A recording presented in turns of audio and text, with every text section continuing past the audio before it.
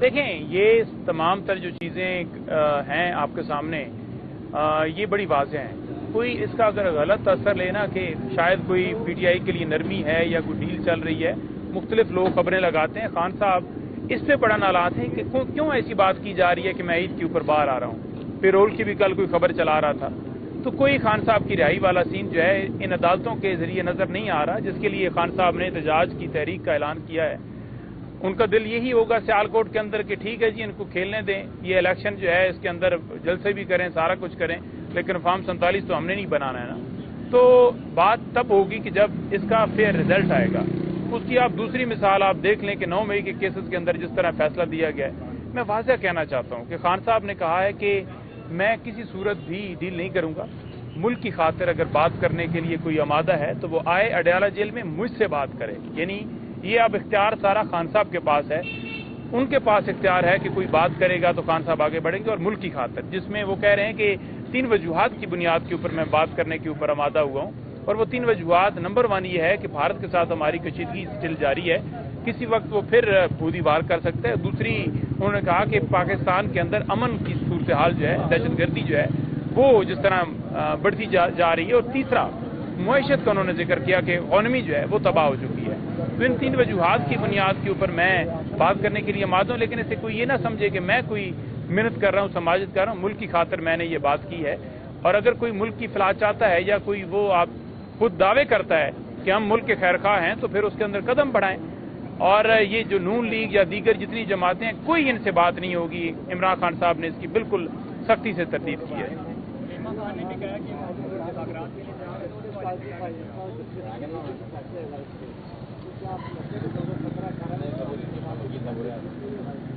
देखिए, बात यह है कि जस्टिस मुनीर और जस्टिस जो इसने किरदार अदा किया है काजी ने, वो तो आपके सामने है, पूरी दुनिया ने देखा। अगर उनका किरदार खराब था और पीटीआई के हक में था या पीटीआई उसके अंदर मुलव्वस थी, तो फिर पीटीआई को 8 फरवरी में लोग रिजेक्ट कर देते।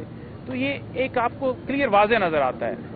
इसके ऊपर सिर्फ प्रापोगंडे लोग करते हैं जी। अब देखें, पिछले जो चीफ जस्टिस थे उनके बारे में ये कहा गया कि वो देखें जी, गुड टू सी यू कहते थे। क्या उनके जब वो चीफ जस्टिस थे, इमरान खान साहब की जो असम्बली है वो उसी वक्त ही नहीं खत्म हुई थी, रात को उन्होंने नहीं अदालत खोली थी। तो आपके सामने तमाम हकायक हैं।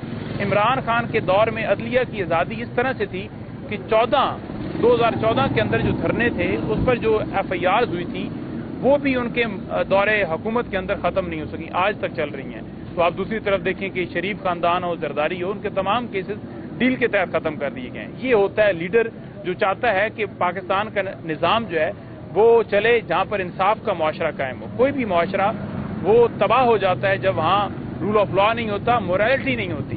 तो यहाँ पाकिस्तान के अंदर दोनों नहीं है, जिसके लिए इमरान खान साहब फाइट कर रहे हैं। और वो यही कह रहे हैं कि पाकिस्तान की अगर मईशत ठीक करनी है, या आप समझते हैं कि पाकिस्तान के अंदर इन्वेस्टमेंट आए ताकि मईशत ठीक हो, तो उसके लिए ज़रूरी है कि रूल ऑफ लॉ हो, इखलाकियात हो। और आपके सामने है कि रूल ऑफ लॉ का जनाजा जिस तरह निकाला जा रहा है कि हाई कोर्ट का हुक्म जो है कि इमरान खान साहब से उनके बच्चों की बात हो जाए, उन तक उनकी एहलिया की मुलाकात हो जाए, या उन तक डॉक्टर की रसाई हो जाए, किताबों की एक्सेस हो जाए, या उनके फरोख्ता मिल रहे, उनकी फैमिली मिल रहे, तो वो अडयाला जेल में बैठे कर्नल हवा में उड़ा देते हैं। तो ये सामने तमाम आपके फैक्ट्स हैं। तो खान साहब तो देखें दिलेरी के साथ इस कौम के लिए अडयाला जेल में इस कौम का मुकदमा जो है वो लड़ रहे हैं। वो कह रहे हैं कि हम किसी सूरत भी कंप्रोमाइज करने के लिए तैयार नहीं है, बेशक आप सजाए मौत दे दें। जिंदगी और मौत अल्लाह ताला के हाथ में है, मैं इस निज़ाम के सामने कभी भी नहीं झुकूंगा। एक मैं जवाब देना चाहूंगा। आपने सवाल बड़ा इंटरेस्टिंग पूछा, आपने कंपैरिजन ड्रॉ किया जस्टिस फायज ईसा का और जस्टिस मुनीर का और जस्टिस साकिब निसार का। देखिए, मैं आपसे अर्ज करूं कि जस्टिस फायज ईसा साहब ने जो फैसले दिए और जो फैसले तारीख के कूड़ादान में जा चुके हैं, इस तरह के फैसले जस्टिस साकिब निसार ने नहीं दिए। मिसाल के तौर पे यहाँ पे पाकिस्तान में जो सबसे इम्पार्शियल इलेक्शन नजर आए वो इलेक्शन है जो अदलिया कराती है। इलेक्शन अदलिया से लेके एग्जेक्टिव को दे दिए गए।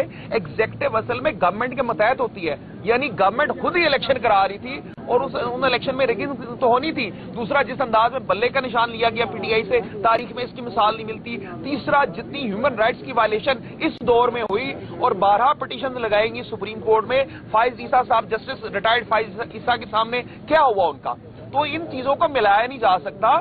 साकिब निसार साहब के दौर में बताइए ना किस फैसले की आप बात करते हैं, इस तरह के तो फैसले उस दौर में नहीं हुए। Thank you very much.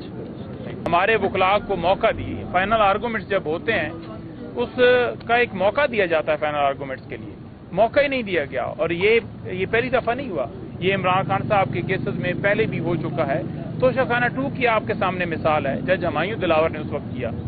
تو 52 کے قریب ہمارے جو ایم این ایز ہیں وہ مختلف مقدمات کے اندر نامزد ہیں. اسی طرح سے ہمارے ایم پی ایز اور سینیٹرز ہیں. شبلی فراز صاحب کا بھی میں نام لینا چاہوں گا. اس کے علاوہ سینیٹرز ہیں, opposition leader national assembly Omar Ayub صاحب ہیں, ان کو 62 63 کا نوٹس دے دیا ہے. تو ان کا دل یہ ہے کہ یہ تعداد جو ہے تحریک انصاف کی کم کی جائے, چاہے وہ نیشنل اسمبلی ہو, صوبائی اسمبلیاں ہوں یا سینٹ ہو.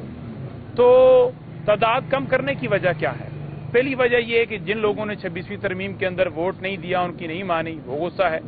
دوسری وجہ یہ ہے کہ عمران خان صاحب کیونکہ ڈٹ کے کھڑے ہیں اور ان کے ساتھ جتنے باقی لیڈران ہیں وہ ڈٹ کے کھڑے ہیں, تو وہ جھک نہیں رہے. تو اس وجہ سے یہ چاہتے ہیں کہ ان کو فارغ کیا جائے, اور 27ویں ترمیم کے اشارے دیے جا رہے ہیں کہ اب جی 27ویں ترمیم کرنی ہے. کئی جگہوں پر میں نے سنا ہے, وہ کچھ صحافی بول رہے تھے جی اب 27ویں ترمیم آئے گی.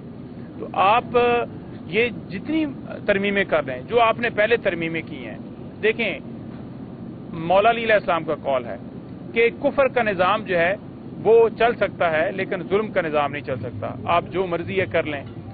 کیا آپ اس فسطائیت کا جھوٹا نظام بنایا ہوئے سے چلا پائیں گے؟ تو بالکل ایک پلان ایک انسان بناتا ہے اور ایک اللہ تعالیٰ بناتا ہے. تو اللہ تعالیٰ کا جو پلان ہوتا ہے نا وہ کامیاب ہوتا ہے. تو انشاءاللہ تعالیٰ جیت جو ہے حق کی ہوگی, سچ کی ہوگی. ابھی میں فیصل صاحب کو کہوں گا کہ وہ بات کریں اور آپ کے سامنے 9 مئی کے حوالے سے کیس کی اپڈیٹ دیں. جی تھینک یو نیم بھائی. بسم اللہ الرحمن الرحیم. 9 مئی کے آج کل 11 کیسز کی ہیئرنگ تھی, اور ان 11 کیسز میں جج صاحب نے نیکسٹ ڈیٹ دے دی ہے 14 جون.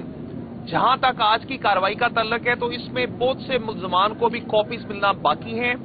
جج صاحب نے اپنے عملے کو انسٹرکشن دی ہے کہ جن جن ملزمان کو ان کیسز میں کاپیز نہیں ملی وہ کاپیز تقسیم کی جائیں. میں یہاں پہ یہ بھی عرض کرنا چاہوں گا کہ ایون عمران خان صاحب کو بھی ابھی ان کیسز میں کاپیز دی جانی ہے. دوسرا کیسز میں نعیم حیدر صاحب کی بیل لگی ہوئی تھی, اس میں میں اتنا عرض کرنا چاہوں گا کہ اتنا بے بنیاد بوگس اور کیس ہے کہ اس میں کوئی میٹیریل ہی نہیں ہے. وہ بلکہ صاف نظر آ رہا ہے کہ سیاسی انتقام کا نشانہ بنایا جا رہا ہے, ٹارگٹ کیا جا رہا ہے, پی ٹی آئی سے تعلق ہونے کی سزا دی جا رہی ہے. تو وہ بھی انشاءاللہ عید کے بعد ہم تمام مواد لا کے عدالت کے سامنے رکھیں گے, اور ہمیں امید ہے کہ عدالت ہمیں انصاف دے گی. Thank you very much.